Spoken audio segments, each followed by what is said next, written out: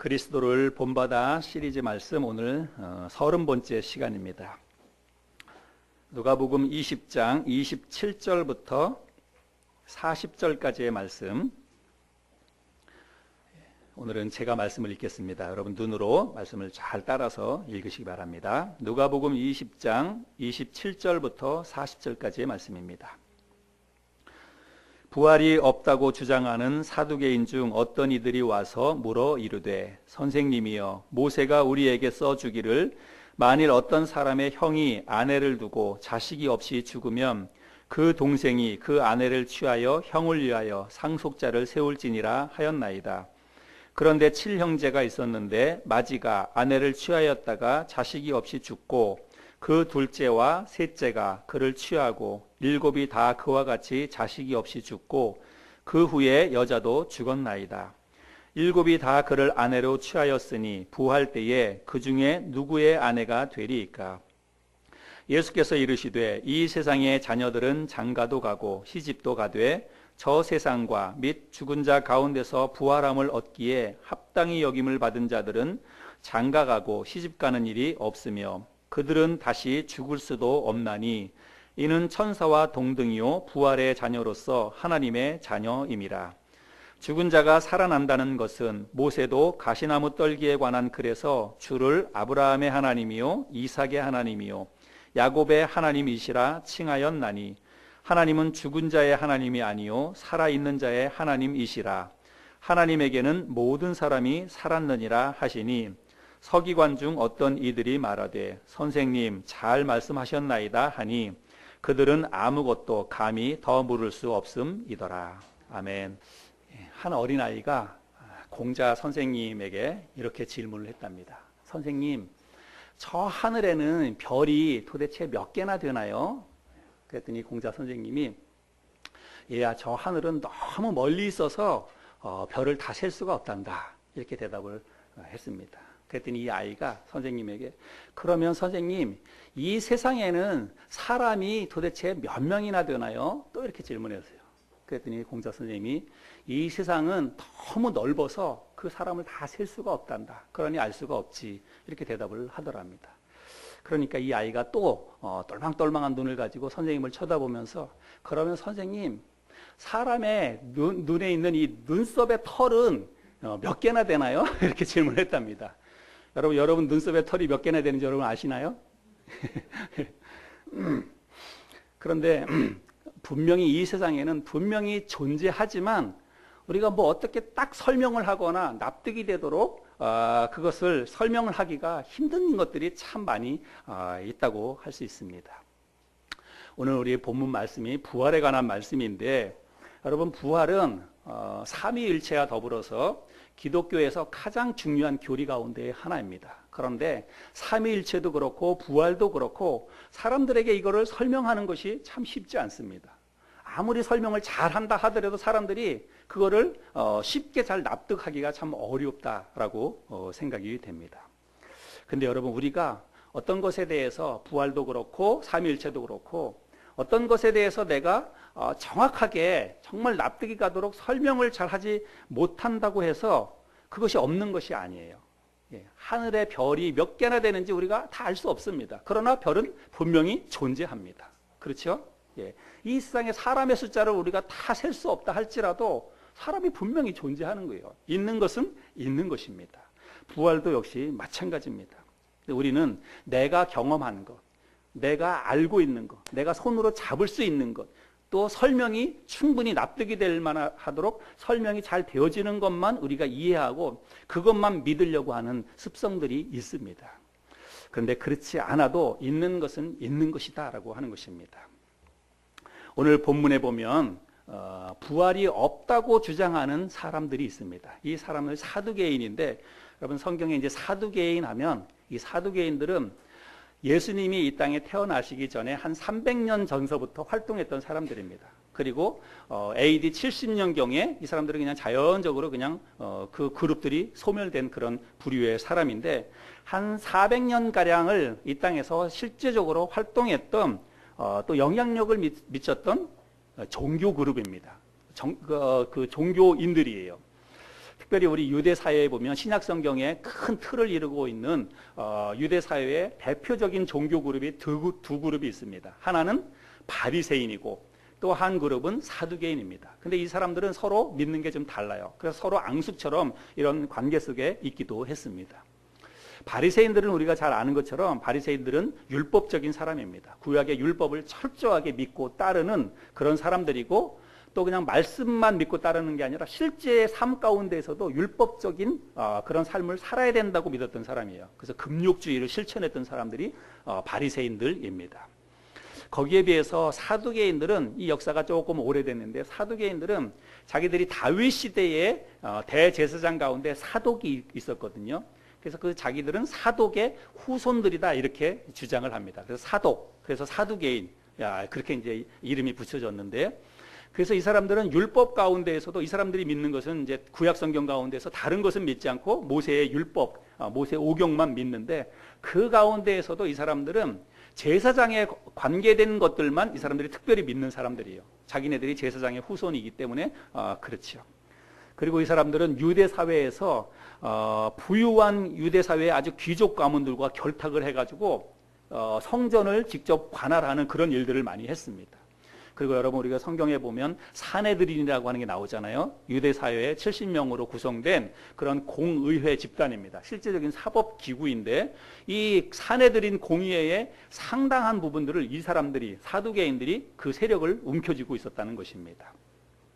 그래서 이 사람들은 정치적으로 그리고 물질적으로 유대 사회에 큰 실력을 행사하던 사람들이긴 했지만, 이 사람들의 어떤 믿음의 뿌리는 그 종교예요. 그래서 제사장의 후손들이라고 하는 그런 것들을 가지고 신앙생활을 했던 사람들인데, 이 사람들은 빗나간 종교 집단입니다. 그래서 눈에 보이는 것만을 믿는 그런 사람들이었고, 실제적으로 자기들의 어떤 물질적인 이득만을 추구했던 그런 부류의 사람들이라고 할 수 있습니다. 이 사람들이 바리새인들과 근본적인 차이가 있는데, 사도행전 23장 6절부터 8절까지에 보면 이 사두개인들은 특별히 부활을 믿지 않습니다. 그리고 천사도 믿지 않습니다.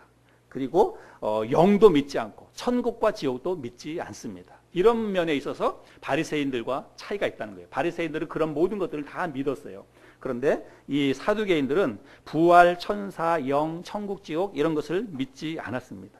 그래서 성경은 특별히 모세의 율법 가운데서 도덕적으로, 윤리적으로 사람들에게 바르게 살도록 가르치는 그런 말씀만 이제 자기들이 받아들이고, 그리고 실제적으로 그들의 믿음이라고 하는 것은 그냥 눈에 보이는 것, 이 땅을 살아가는 동안에만 해당되는 것만 그들이 믿었다고 하는 것입니다.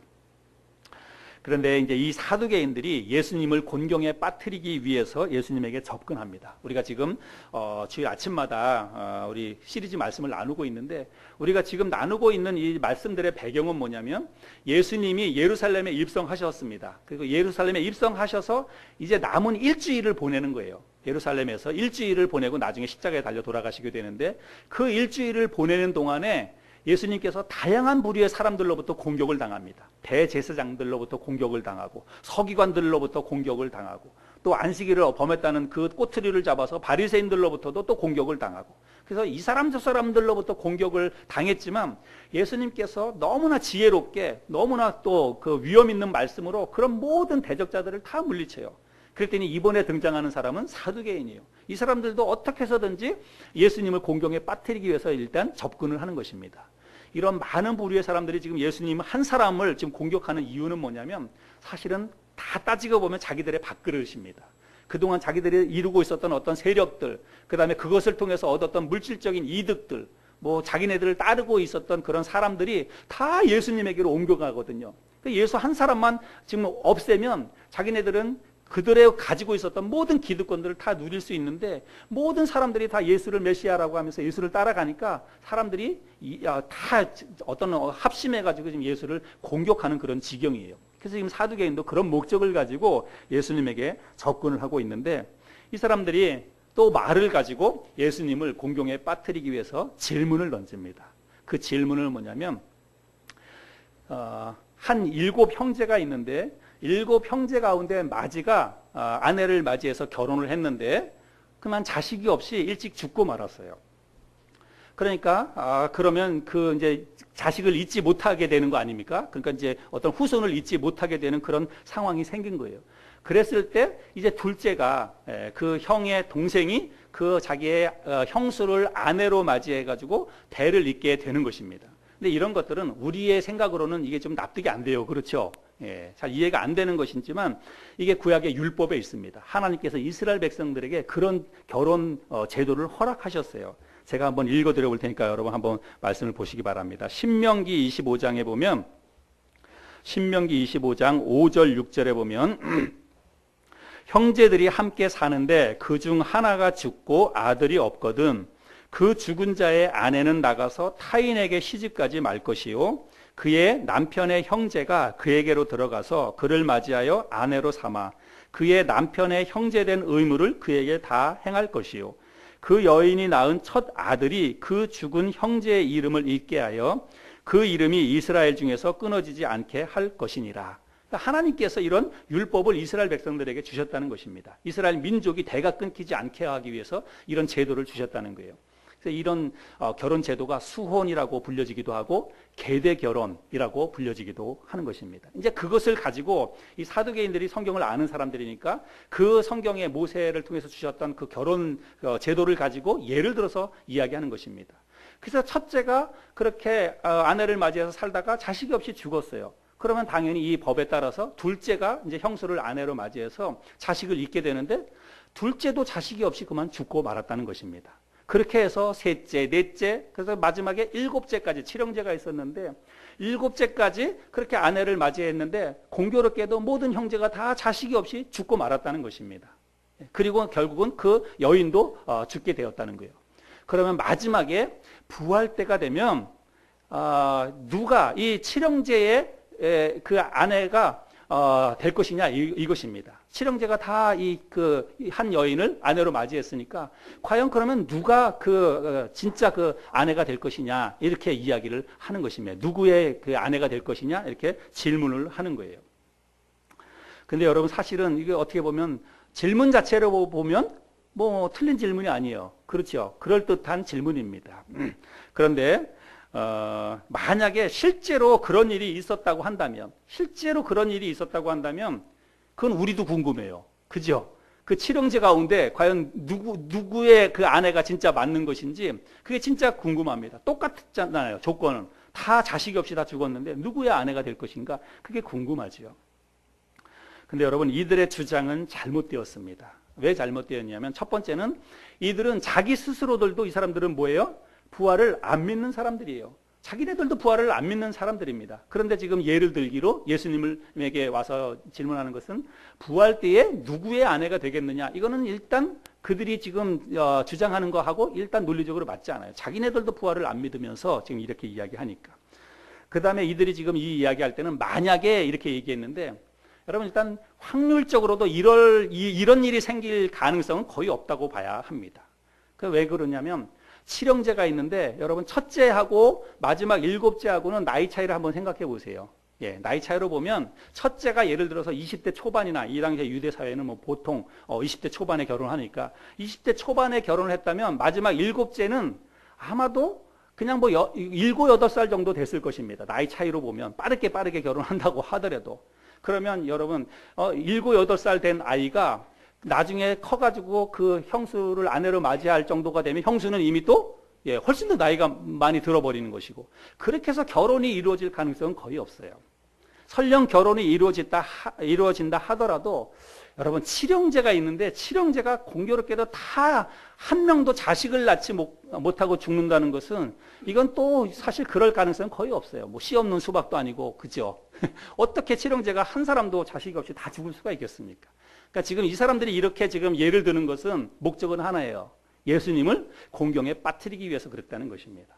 예수님이 부활을 사람들에게 가르치니까 부활이 있다고 나도 죽어서 내가 3일 만에 부활할 것이다 라고 이야기하면서 당신을 따르는 제자들에게 부활을 가르치니까 부활이 없다고 생각했던 사두개인이 그것을 가지고 예를 들면서 예수님을 공경에 빠뜨리기 위해서 이런 질문을 했다는 것입니다. 자, 이 질문에 대해서 이제 예수님이 대답을 하시는데 예수님 뭐라고 대답하시냐면 부활 때에는 지금 너희들이 살아가는 것처럼 사람들이 시집가거나 장가가거나 그런 일이 없다. 예수님께서 그렇게 말씀을 하십니다. 오늘 본문 말씀에 34절, 35절에 보면 예수께서 이르시되 이 세상의 자녀들은 장가도 가고 시집도 가되 저 세상과, 여기 저 세상은 천국도 이야기하지만 지옥도 얘기하는 것입니다. 여러분, 천국에서도 시집가고 장가가는 일 없어요. 지옥에서도 시집가고 장가가는 일이 없습니다. 저 세상과 및 죽은 자 가운데서 부활함을 얻기에 합당히 여김을 받은 자들은 장가가고 시집가는 일이 없으며, 이렇게 기록하고 있죠. 그래서 부활 때에는 사람들이 시집가거나 장가가는 일이 없다, 이렇게 이야기를 하십니다.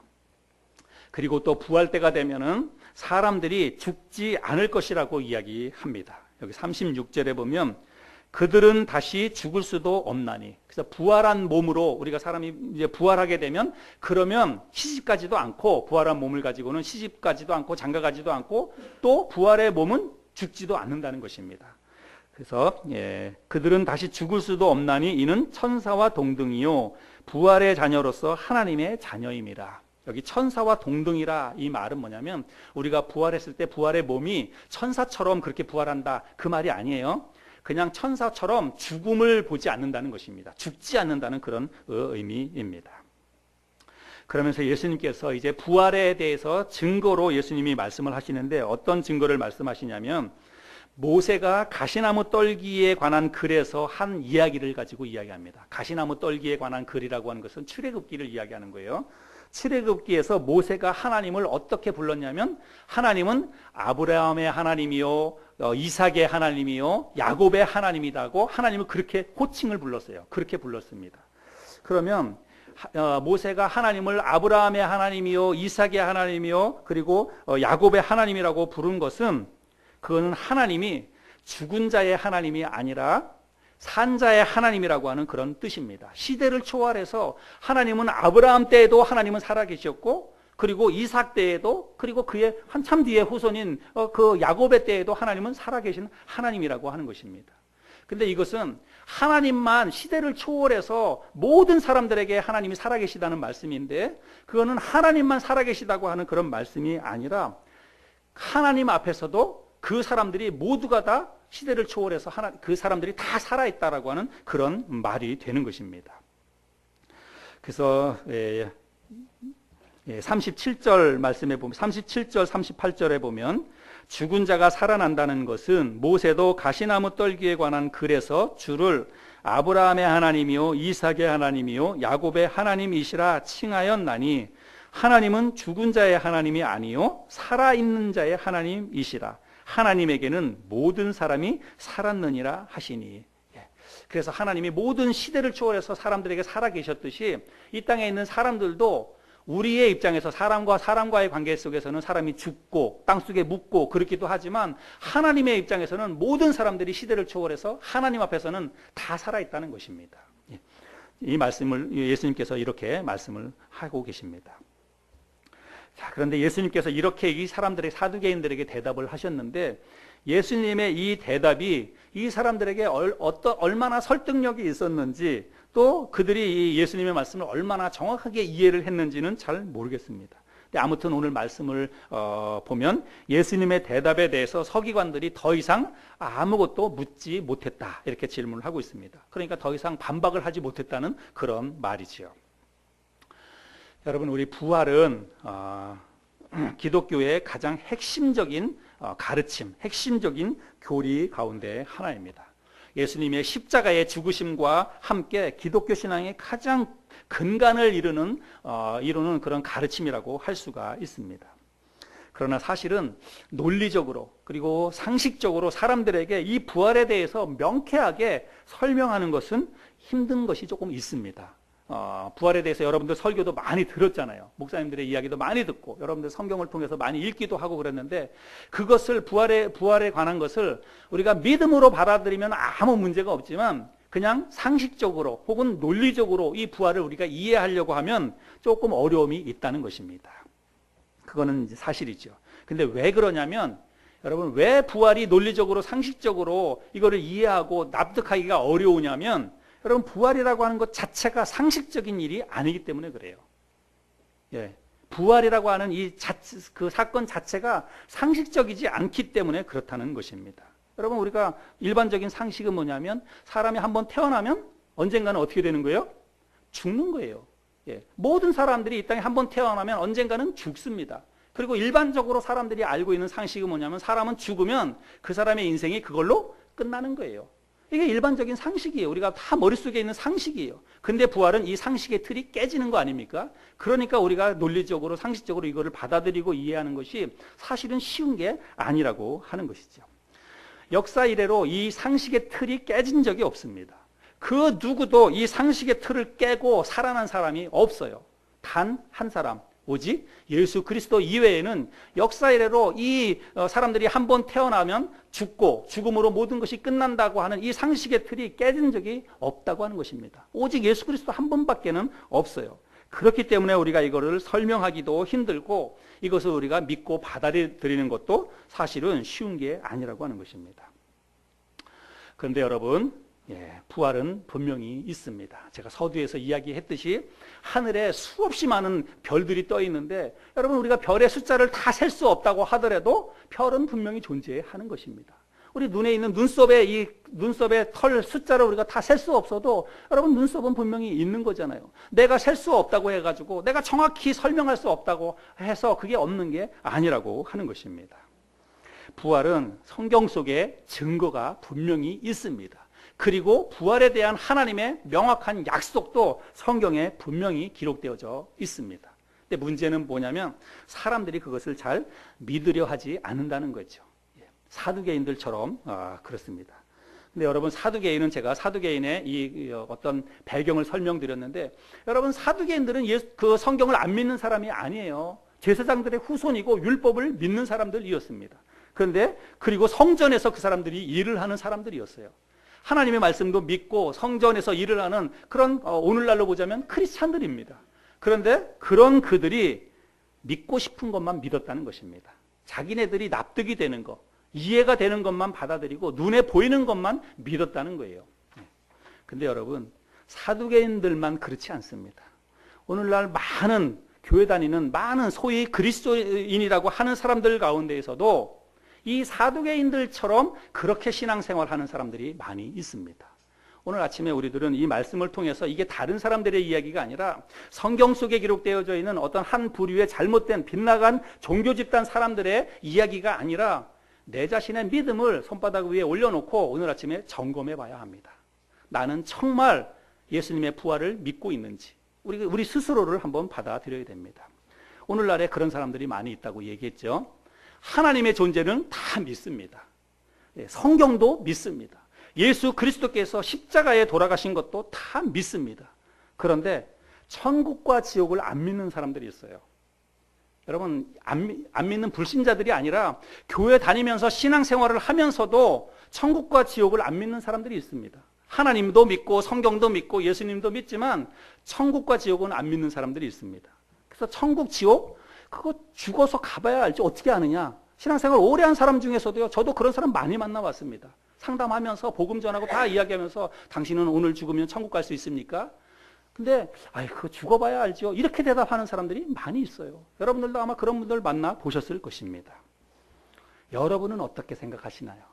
여러분 진짜로 오늘 아침에 내 자신에게 한번 솔직히 한번 질문을 던져보시기 바랍니다. 나는 정말 지금 천국과 지옥을 내가 믿고 있는지, 나는 정말 진짜로 내가 천국과 지옥의 그 실존을 믿고 있는지, 내가 죽으면 나는 분명히 천국 갈 수 있다라고 하는 그런 마음의 확신이 있는지 오늘 스스로, 여러분 스스로에게 한번 질문을 던져보시기 바랍니다. 근데 천국과 지옥보다 더 문제가 되는 것은 사실은 부활에 관한 믿음입니다. 천국과 지옥은 믿지만 또 부활을 믿지 못하는 사람들이 많이 있습니다.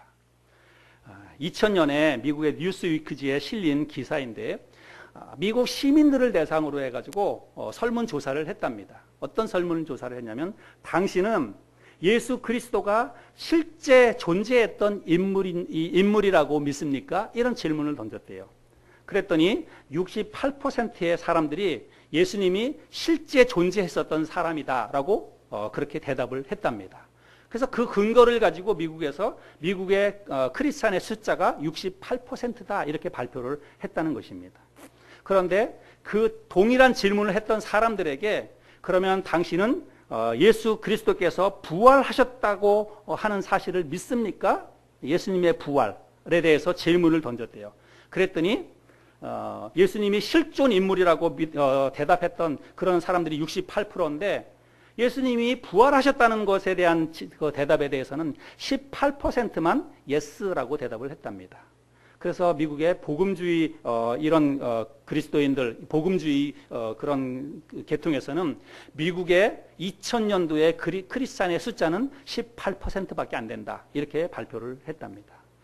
그래서 미국이 지금은 옛날에 미국은 뭐 기독교 국가라고 이야기하지만 지금은 그렇지 않다는 거예요. 실제로 미국의 기독교 숫자는 18%그 미만일 것이다 이렇게 통계를 이야기하고 있습니다.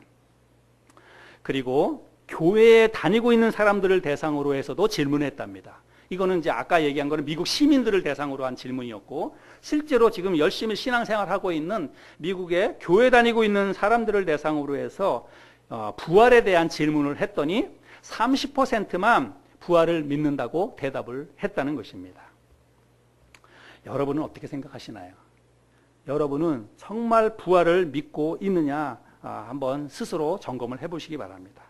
우리가 물론 예수님의 부활은 믿을 수 있어요. 예수님의 부활은 성경에 기록되어져 있으니까 우리가 예수님이 부활하셨다는 사실은 그래도 우리가 신앙생활을 좀 했으면 나는 우리 예수님의 부활은 믿을 수 있습니다. 그런데 중요한 것은 뭐냐면 신자의 부활입니다. 나의 부활. 내가 죽은 다음에 내 자신이 부활할 것이다 라고 내가 정말 정확히 내가 그렇게 믿고 있는지 여러분 스스로를 한번 들여다보시기 바랍니다. 여러분 속마음을, 여러분의 믿음을 오늘 아침에 한번 들여다보시고 점검해 보시기 바랍니다. 나는 정말 내가 죽으면 부활할 것이다. 성경에 기록된 그대로 새로운 몸을 입고 내가 부활할 것이다. 나는 그것에 대해서 요만큼도 의심이 없다. 정확히 여러분들이 그렇게 믿고 있는지 아니면 그냥 그렇게 알고만 있는지 그렇게 믿으려고 지금 생각을 하고 있는 것인지 여러분 스스로를 아침에 점검해 보시기를 바랍니다. 여러분 만약에 교회를 열심히 다니고 있지만 천국과 지옥을 실제로 믿고 있지 않다면 그리고 교회는 다니고 있지만 부활을 믿지 않고 있다면 여러분 그런 사람을 그리스도인이라고 할 수 있을까요? 천국과 지옥을 믿지 않아요. 부활도 믿지 않아요. 그런데 교회 생활은 열심히 합니다. 교회는 열심히 다닙니다. 하나님도 믿는다 그러고 성경도 믿는다 그래요. 여러분 그 그리스도인이라고 이야기할 수 있겠습니까? 내세를 믿지 않고 현세만 믿는 그런 사람들은 사두개인들과 똑같습니다. 하나님과 신앙을 자기 자신의 이익의 수단으로 축복의 수단으로 삼는 기복신앙의 종교인일 뿐입니다. 크리스찬이 아닙니다. 신자의 부활은 기독교 신앙의 핵심이에요. 만약에 우리가 부활을 믿지 못한다 그러면 여러분 우리는 아무것도 믿지 않는 게 되는 것입니다. 부활을 믿지 못하는데 천국과 지옥이 무슨 의미가 있습니까?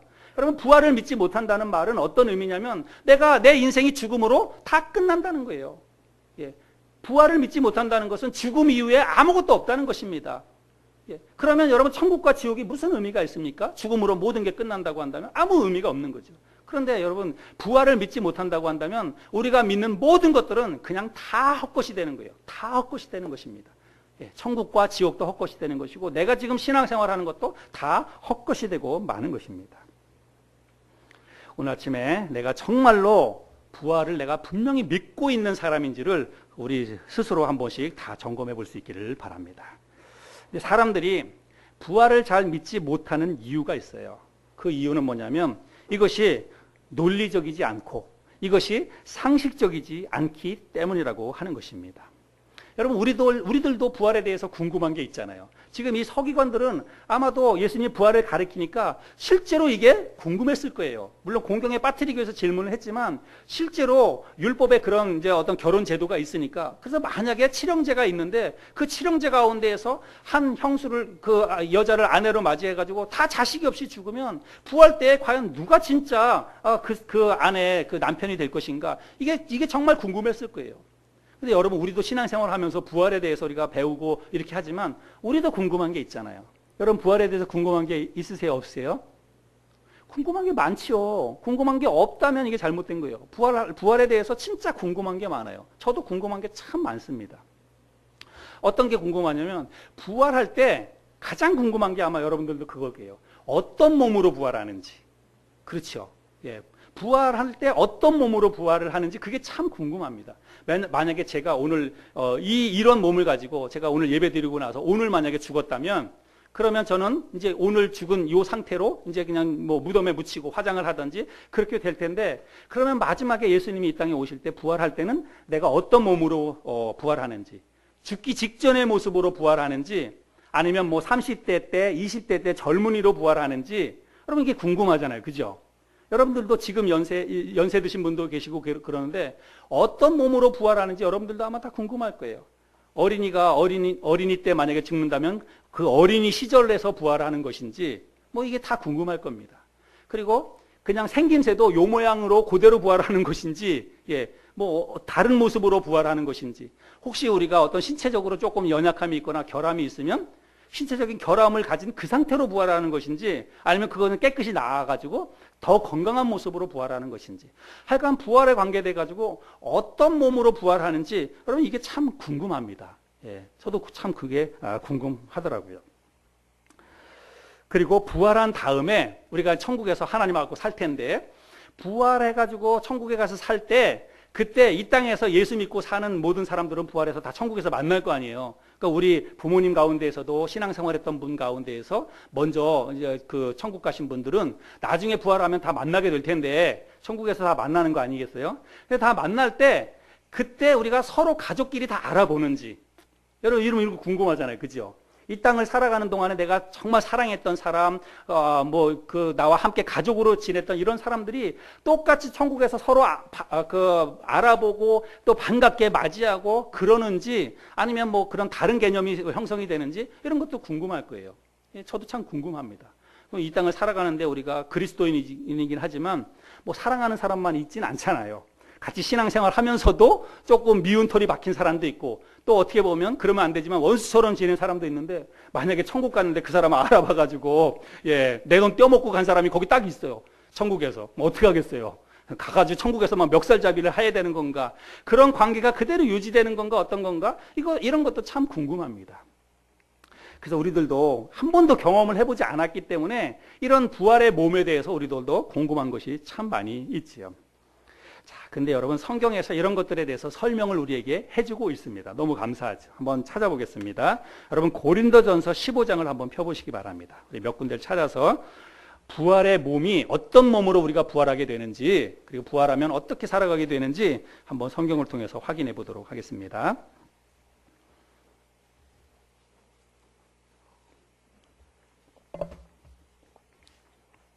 고린도전서 15장 먼저 12절부터 19절까지의 말씀을 제가 잘 천천히 읽어볼 테니까 여러분 한번 보시면서 부활의 몸이 어떤 것인지 한번 보시기 바랍니다. 그리스도께서 죽은 자 가운데서 다시 살아나셨다 전파되었거늘 너희 중에서 어떤 사람들은 어찌하여 죽은 자 가운데서 부활이 없다 하느냐. 만일 죽은 자의 부활이 없으면 그리스도도 다시 살아나지 못하셨으리라. 그리스도께서 만일 다시 살아나지 못하셨으면 우리가 전파하는 것도 헛것이요 또 너희 믿음도 헛것이며 또 우리가 하나님의 거짓 증인으로 발견되리니 우리가 하나님이 그리스도를 다시 살리셨다고 증언하였습니다. 만일 죽은 자가 다시 살아나는 일이 없으면 하나님이 그리스도를 다시 살리지 아니하셨으리라. 만일 죽은 자가 다시 살아나는 일이 없으면 그리스도도 다시 살아나신 일이 없었을 터이요 그리스도께서 다시 살아나신 일이 없으면 너희의 믿음도 헛되고 너희가 여전히 죄 가운데 있을 것이요 또한 그리스도 안에서 잠자는 자도 망하였으리니 만일 그리스도 안에서 우리가 바라는 것이 다만 이 세상의 삶뿐이면 모든 사람 가운데 우리가 더욱 불쌍한 자이리라. 이 말씀에 보면 만일 죽은 자의 부활이 없다면 진짜 부활이 없다면 그리스도도 다시 살아난 일이 없었다는 거예요. 없는 거예요. 그리고 우리는 그렇게 믿고 있고 그것을 지금 전하고 있는데 우리가 믿고 있는 것도 다 거짓말이고 우리가 전하는 것도 다 거짓말이라는 것입니다. 그리고 만약에 실제로 죽은 자가 다시 살아나는 일이 없다면 여러분 이 세상에서 우리보다 불쌍한 사람이 없다는 거예요. 그럼 왜 그래요? 우리가 다 속고 있기 때문에. 단체로 우리가 속고 있기 때문에 일평생을 우리가 속아 사는 거 아닙니까? 진짜로 죽은 사람이 다시 살아나는 일이 없다면 여러분 우리보다 불쌍한 사람이 없는 거예요. 지금 이 말씀에서 지금 그렇게 이야기하고 있습니다. 자, 그 다음에 또 계속 읽겠습니다. 20절부터. 그러나 이제 그리스도께서 죽은 자 가운데서 다시 살아나사 잠자는 자들의 첫 열매가 되셨도다. 사망이 한 사람으로 말미암았으니 죽은 자의 부활도 한 사람으로 말미암는도다. 아담 안에서 모든 사람이 죽은 것 같이 그리스도 안에서 모든 사람이 삶을 얻으리라. 그러나 각각 자기 차례대로 되리니 먼저는 첫 열매인 그리스도요. 다음에는 그가 강림하실 때에 그리스도에게 속한 자요. 그 후에는 마지막이니 그가 모든 통치와 모든 권세와 능력을 멸하시고 나라를 아버지 하나님께 바칠 때라. 자, 여러분 이 말씀에 보면 부활에는 순서가 있다는 것입니다. 순서가 있어요. 첫 번째 부활은 뭐예요? 그리스도입니다. 예수님의 부활은 이미 역사적으로 이루어졌습니다. 그래서 예수님이 첫 번째 부활하셔가지고 첫 열매가 되셨다고 말씀하고 있습니다. 그리고 그 다음에 이제 누가 부활하게 되냐면 예수님이 이 땅에 강림하실 때, 재림하실 때 예수님에게 속한 사람이라고 이야기하고 있습니다. 그 사람들은 뭐냐면 믿음을 가진 사람들이에요. 신자예요. 그래서 예수 그리스도에게 속한 사람이라고 하면 그 당시에 살아있는 사람도 될 것이고 그리고 예수 믿고 죽은 사람도 될 것입니다. 모든 사람이 예수님이 재림하시는 그 시점을 기준으로 해서 그리스도에게 속한 사람이라고 하는 것은 살아있거나 죽은 거와 상관없이 예수 그리스도를 마음속에 믿는 모든 그리스도인들, 그런 사람들이 다 일제히 부활하게 된다라고 이야기하고 있습니다. 아마도 우리 가운데에서 신앙생활하다가 지금 먼저 죽은 그리스도인들 많이 있죠. 뭐 지금 수천 년의 인류 역사 속에서 정말 믿음을 가진 그런 사람들이 있을 텐데 그런 사람들이 언제 부활하냐면 예수님이 이 땅에 재림하실 때, 그때 이 모든 사람들이 부활을 하게 된다고 말씀하고 있습니다. 그리고 나서 마지막에는 언제냐면 마지막에 하나님께서 이 땅을 심판하실 때 그 순간에 이제 그리스도에게 속한 모든 사람들이 또 부활하게 된다. 그렇게 말씀을 하고 있습니다. 자, 이것은 이제 부활에 대해서 이야기하는 것이고 우리가 궁금한 것 가운데 하나는 뭐냐면 어떤 몸으로 부활하느냐 그것이죠. 자, 여기 그것에 대해서도 성경에서 말씀을 하고 있습니다. 우리 37절부터 한번 또 보겠습니다. 37절부터 39절 앞부분까지 보면 누가 묻기를 죽은 자들이 어떻게 다시 살아나며 어떠한 몸으로 오느냐. 여기 어떠한 몸으로 오느냐 이 말은 어떤 몸으로 다시 살아나느냐 그 말입니다. 어리석은 자요, 네가 뿌리는 씨가 죽지 않으면 살아나지 못하겠고 또 네가 뿌리는 것은 장래의 형체를 뿌리는 것이 아니요 다만 밀이나 다른 것의 알맹이 뿐이로되 하나님이 그 뜻대로 그에게 형체를 주시되 각 종자에게 그 형체를 주시느니라. 이 말씀에 보니까 어떤 몸으로 부활을 하게 되냐면 우리가 각각 다른 몸으로 부활한다라고 이야기하고 있습니다. 그래서 부활할 때 모든 사람들이요 다 일제히 똑같은 몸으로 부활하는 게 아니라는 거예요. 일단 근거는 한 가지는 그거예요. 모든 사람들이 하나님이 부활할 때는 이 땅에 있는 모든 그리스도인들을 일제히 다 부활시켜 주는데 다 똑같은 모습으로 부활하는 게 아니라는 거예요. 각각 다 다른 모습으로 부활한다라고 이야기를 하고 있습니다. 그러니까 아마 얼굴도 다르고 신체도 다르고 연령도 다르고 그다음에 나이도 다르고 아마 각각 그렇게 다른 모습으로 이렇게 부활을 하게 된다는 것입니다. 그리고 구체적으로 어떤 몸인지는 42절부터 또 이야기하고 있는데 42절부터 44절까지입니다. 죽은 자의 부활도 그와 같으니 썩을 것으로 심고 썩지 아니할 것으로 다시 살아나며 욕된 것으로 심고 영광스러운 것으로 다시 살아나며 약한 것으로 심고 강한 것으로 다시 살아나며 육의 몸으로 심고 신령한 몸으로 다시 살아나나니 육의 몸이 있은즉 또 영의 몸도 있느니라. 이 말씀을 통해서 보자면 우리가 어떤 몸으로 부활하냐면 일단 첫 번째는 뭐냐면 썩지 아니하는 몸으로 부활한다라고 말씀하고 있습니다. 여러분 여기서 썩지 아니하는 몸이라고 하는 것은 죽지 않는 몸을 이야기하는 것입니다. 여러분 우리 사람은 다 한번 죽어서 땅속에 묻으면 다 썩어 없어집니다. 흙이 돼버리잖아요. 그러니까 너희는 죽으면 흙으로 돌아가라 이야기하지 않습니까? 근데 우리 부활의 몸으로 우리가 죽은 다음에 하나님에 의해서 우리가 부활의 몸을 입게 되면 그 몸은 이제 다시는 썩지 않는다는 것입니다. 다시는 죽지 않는 그런 몸으로 부활한다는 거예요. 자, 그 다음에 부활의 몸은 욕된 것으로 심고 그 다음에 영광스러운 것으로 거둔다고 그랬는데 여기 욕된 것이라고 하는 것은 죄의 유혹에 넘어가는 몸을 가리킵니다. 그리고 질병과 사망에 무너지는 몸을 가리키는 거예요. 지금 우리가 가지고 있는 이 몸이 바로 욕된 몸입니다. 우리의 몸은 우리가 죄에 쉽게 넘어갑니다. 질병에도 우리는 취약합니다. 그래서 병도 걸리잖아요. 그리고 결국 궁극적으로 우리의 이 몸은 죽게 되어 있잖아요. 그래서 이게 다 욕된 몸이라고 하는 것입니다. 그런데 부활의 몸은 그렇지 않다는 거예요. 부활의 몸은 죄의 유혹에도 넘어가지 않고 질병과 사망에도 전혀 영향을 받지 않는 그런 영광스러운 몸이라는 거예요. 우리 몸이 그런 몸으로 변화된다는 것입니다. 그래서 우리 정신뿐만이 아니라 우리 몸도 죄에 넘어가지 않고 그리고 질병에도 걸리지 않고 죽음에도 넘어가지 않는 그런 아주 특별한 몸으로 우리가 부활을 하게 된다라고 이야기하고 있습니다. 그래서 우리가 이 땅을 살아가는 현재의 몸은 성경 여기에서는 지금 육의 몸이라고 이야기하고 있는데 우리가 부활할 때 그 몸은 신령한 몸으로 성경에서 표현하고 있습니다. 근데 그래도 불구하고 또 어떤 몸인지는 아직까지도 우리가 해결하기는 좀 어려워요. 그죠? 각각 다른 얼굴과 다른 몸, 다른 나이, 다른 성별 이런 몸이기는 한데 그 몸이 구체적으로 어떤 몸인지는 정확히 성경에서는 이야기하고 있지 않습니다. 일단 썩지 않는 몸, 죽지 않는 몸, 그 다음에 질병에 걸리지 않고 이런 몸이라고 하는 것은 알겠는데 그게 구체적으로 어떤 것인지 그건 우리가 정확히 알 수는 없죠.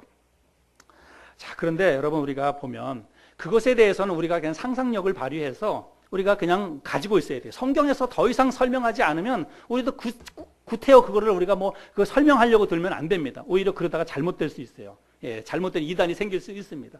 일단 성경에서 이야기하는 범위까지만 우리가 해석을 하면 되는 거예요. 일단 우리의 몸이 내가 예를 들어서 50대에 죽으면 50대의 몸으로 부활하는지 아니면 더 젊은 시절로 부활하는지 그것은 저도 몰라요. 예, 그건 성경에서 그런 거는 없습니다. 아무튼 그냥 정말로 우리가 이 세상에서는 경험해보지 않았지만 더 이상 죽지 않고 더 이상 늙지도 않고 병들지도 않는 그런 특별한 몸으로 우리가 부활한다. 그것만은 분명합니다. 성경에서 그것은 이야기하고 있으니까. 자, 근데 우리가 부활에 대해서 쉽게 또 잘 받아들이지 못하는데 여러분 제가 한번 설명을 드려볼게요. 부활에 대해서. 여러분 시골에서 농사 지어보신 분들은 우리가 콩 심어 보셨죠? 여러분 콩 심어 보셨죠? 콩이나 옥수수 심어 보셨잖아요. 근데 우리가 콩이나 옥수수를 심을 때는 어떤 것을 심나요? 콩 알맹이 몇 개, 한 개나 두 개, 옥수수 알갱이 두세 개 정도를 이제 그 구덩이에다 이렇게 파고 싹싹 묻습니다. 그렇죠?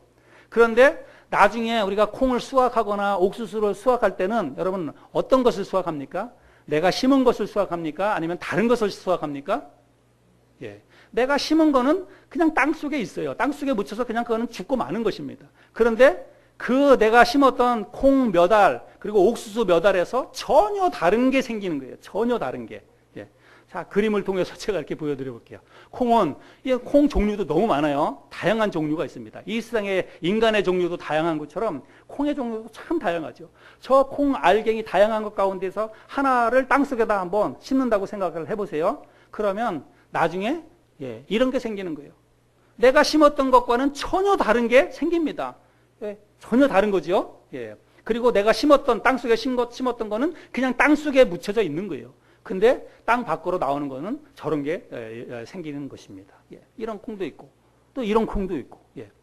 옥수수 마찬가지입니다. 옥수수 심을 때도 저도 옥수수 심어보고 전 강원도 사람이라서 옥수수는 너무 잘 압니다. 옥수수 심어봐요. 그래서 옥수수 2알이나 3알을 땅 속에 심습니다. 근데 나중에 여러분 옥수수 열릴 때는 저런 게 열려요. 옥수수가 알갱이 몇 개 열리는 게 아니라 옥수수 이삭이 열립니다. 그 이삭을 따보면 옥수수 알갱이 나는 한 2-3개 심었는데 여러분 저게 수십 개가 옥수수가 열매가 열리는 것입니다. 내가 콩이나 옥수수를 한두 알을 땅속에 심었다가 그것에서 전혀 다른 여러 콩 줄기를 거두고 옥수수 그 2-3 이삭을 거둬들이는 거에 대해서는 사람들이 신기해하지 않습니다. 그거를 못 믿겠다 이야기하는 사람도 없어요. 근데 여러분 한번 잘 생각해 보세요. 내가 콩 하나를 심었는데 그 심은 콩이 나오는 게 아니라 전혀 다른 게 나오는 거예요. 이거 여러분 너무 놀랍지 않습니까? 가만히 생각해 보면 이건 정말 이해할 수 없는 일이잖아요. 정말 이해할 수 없는 신기한 일입니다. 예, 믿을 수 없는 신기한 일이에요. 근데 그 어떤 사람도 그거를 그냥 신기해하지 않습니다. 그리고 그거를 못 믿겠다고 이야기하는 사람도 없어요. 그거는 당연한 것이라고 생각을 합니다. 그런데 여러분, 내가 죽었어요. 옥수수나 사람이나 뭐 죽어서 땅속에 묻히는 거는 똑같아요. 그러면 옥수수는 땅속에 묻혀가지고 전혀 다르게 열리는 것에 대해서는 우리가 다 받아들이고 다 믿습니다. 근데 사람은 죽어서 땅속에다 묻어가지고 전혀 다른 게 생기는 거에 대해서는 사람들이 못 믿겠다는 거예요. 그걸 못 믿을 이유가 뭐가 있습니까? 예? 여러분, 그거 못 믿을 이유가 뭐가 있어요? 여러분, 옥수수의 부활은 믿으면서 사람의 부활은 왜 못 믿습니까? 얼마든지 믿을 수 있는 거예요.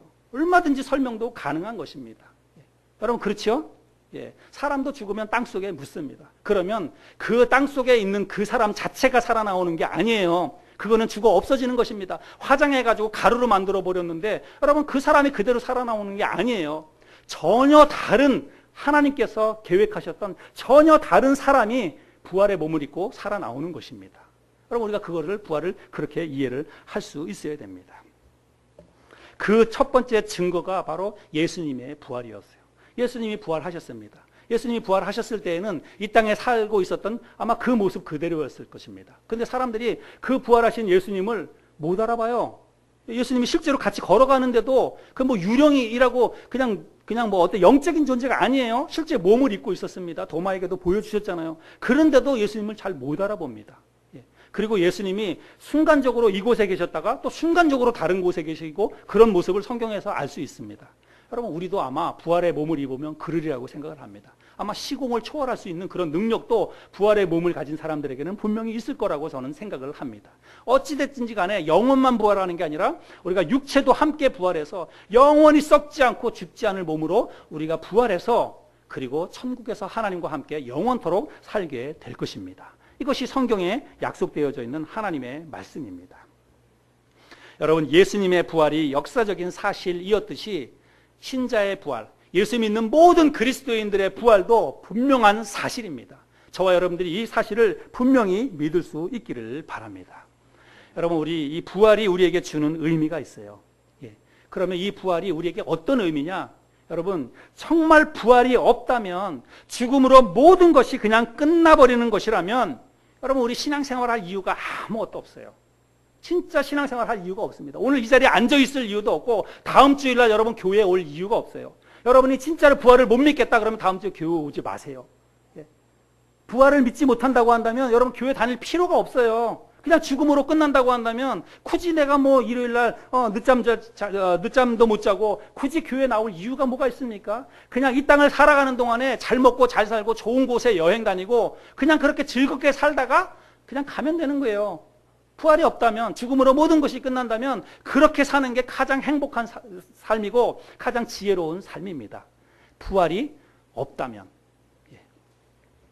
그러나 부활은 우리가 자세히 설명하기 힘들고 내 논리와 상식으로 잘 납득이 안 된다 할지라도 여러분, 부활은 반드시 일어납니다. 예수님의 부활이 그 당시에 많은 사람들도 그 말을 믿지 못했어요. 예수님의 제자들조차도 내가 죽은 지 3일 만에 다시 살아날 것이다 이야기해도 여러분 귓등으로 그걸 듣지도 못했어요. 말씀을 알아들을 수가 없었습니다. 그러나 예수님이 부활하셔서 제자들에게 나타나시고 40일 동안 그들과 함께 계시면서 예수님이 직접 부활의 몸을 보여주셨습니다. 여러분, 우리의 부활도 그렇게 이루어질 줄로 믿습니다. 여러분, 예수님이 오늘 사두개인들에게 이 부활을 설명을 하셨어요. 예수님께서. 여러분, 예수님의 말씀은 곧 하나님의 말씀입니다. 예수님께서 34절부터 뭐라고 말씀하시냐면 예수께서 이르시되 이 세상의 자녀들은 장가도 가고 시집도 가되 저 세상과 및 죽은 자 가운데서 부활함을 얻기에 합당히 여김을 받은 자들은 장가 가고 시집 가는 일이 없으며 그들은 다시 죽을 수도 없나니. 여러분, 예수님께서 뭐라고 얘기하냐면 부활은 반드시 있고 부활한 사람들은 다시 죽을 수도 없다라고 말씀하고 있습니다. 예수께서 이르시되 이렇게 말씀하셨어요. 예수님의 말씀은 곧 하나님의 말씀입니다. 하나님께서 부활에 대해서 말씀을 하고 있어요. 그래서 저와 여러분들이 이 부활의 소망을 갖고 살아갈 수 있기를 바랍니다.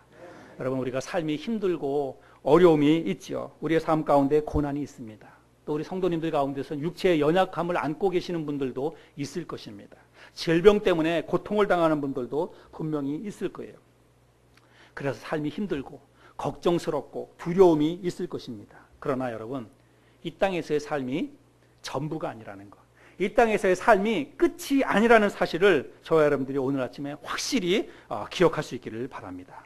예수님께서 죽은 지 3일 만에 다시 살아나셨던 것처럼 우리도 영원히 썩지 않는 몸을 가지고 분명히 다시 살아나게 될 것입니다. 이 부활의 소망이 이 땅을 살아가고 있는 우리들에게 이게 힘이 되는 거예요. 이 땅을 살아가는 동안에 여러 가지 고난이 있고 삶에 어려운 문제가 있어도 여러분, 이게 전부가 아니라는 것입니다. 이 세상의 삶이 전부가 아니라 내가 언젠가는 죽어도 나는 다시 살아날 것이다. 썩지 않는 몸, 죽지 않는 몸을 가지고 영원토록 천국에서 하나님과 함께 살아갈 이 부활이 나에게 소망 가운데 남아있다. 이 부활의 약속의 말씀이 하나님의 말씀이에요. 이 말씀을 믿고 삶 가운데 있는 여러 가지 힘들고 어려운 일들을 다 극복하시고 늘 기쁘게 믿음으로 살아가는 저와 여러분들이 될 수 있기를 바랍니다.